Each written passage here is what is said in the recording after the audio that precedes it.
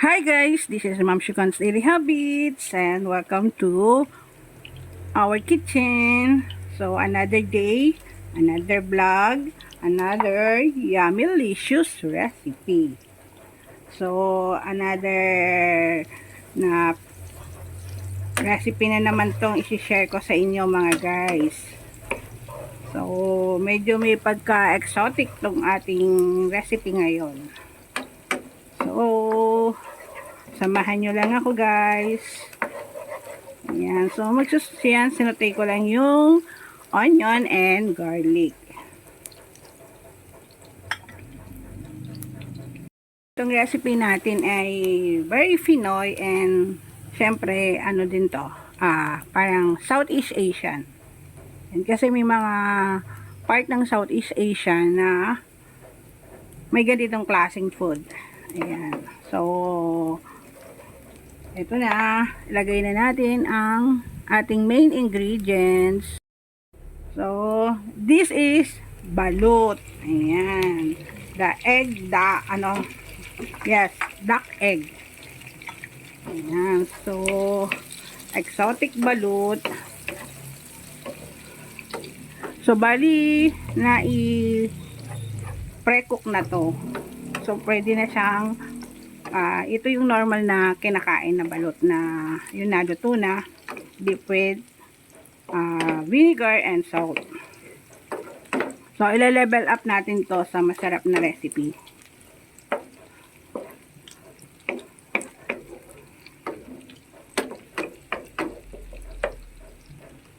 So, bali 7 pieces to kaso kinain ko na yung dalawa. Ayan guys.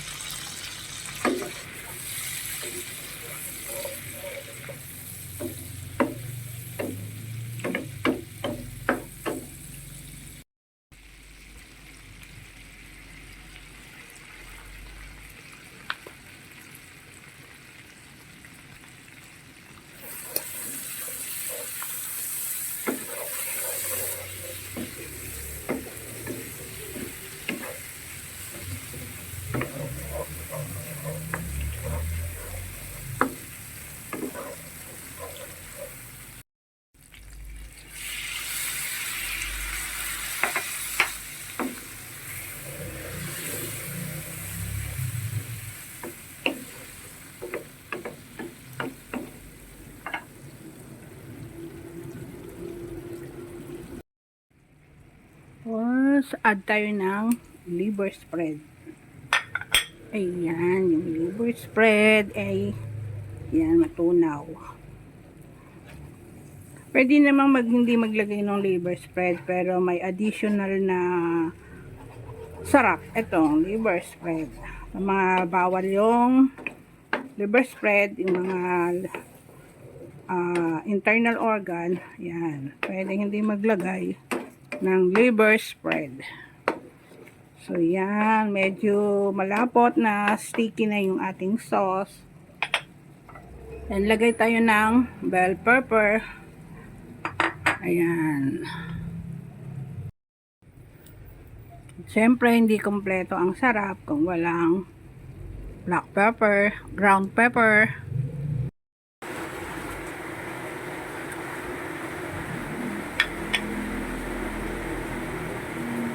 Then, mag-add na tayo ng yan, add natin yung potato. So, guys, pwede po kayong maglagay ng iba pang vegetables like carrots or ng additional na sili. Yun para mas may lungkik o may anghang kung gusto yung maanghang. Kasi itong balot, pwede siyang gawing hindi lang ulam. Pwede rin siyang pulutan. Okay.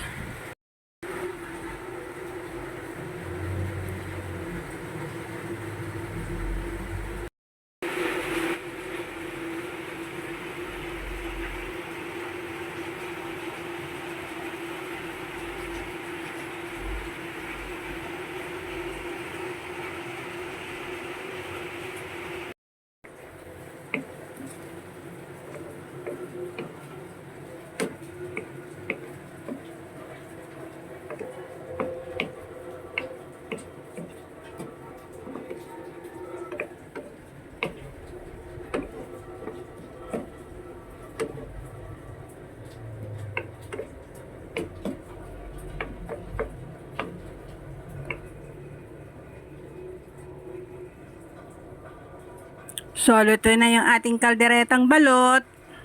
Yan. So, yummy. So, creamy. And, pwede po kayong mag-add ng cheese kung gusto nyo. Para mas maging special siya.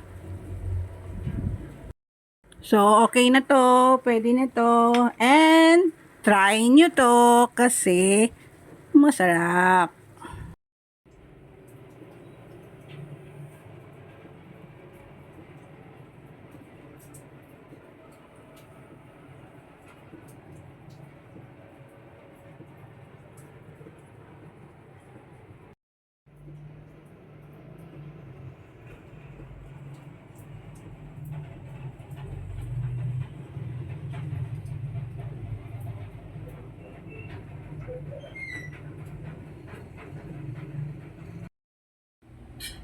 So guys, titikman na natin yung ating nilutong balot, kalderetang balot.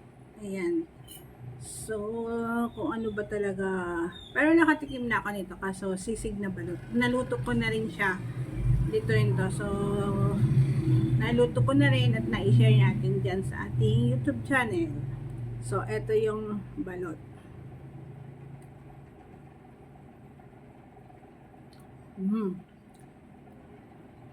Parang lasa din siyang similar siya sa chicken. Yun. Tapos, try natin yung parang mas masarap, may konti talagang anghang. Yung pinaka red.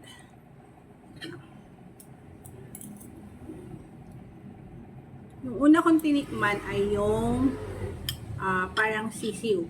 Yan. So, itong balot na to ay walang buto dahil 18 days na po siya. So, 18 to 9, running to 19 days. Ayan.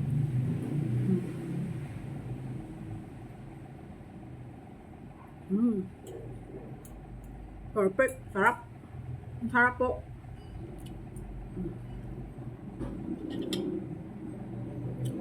Tapos, try natin yung may kasamang rice. So, try nyo to, ang aking balot kaldereta special.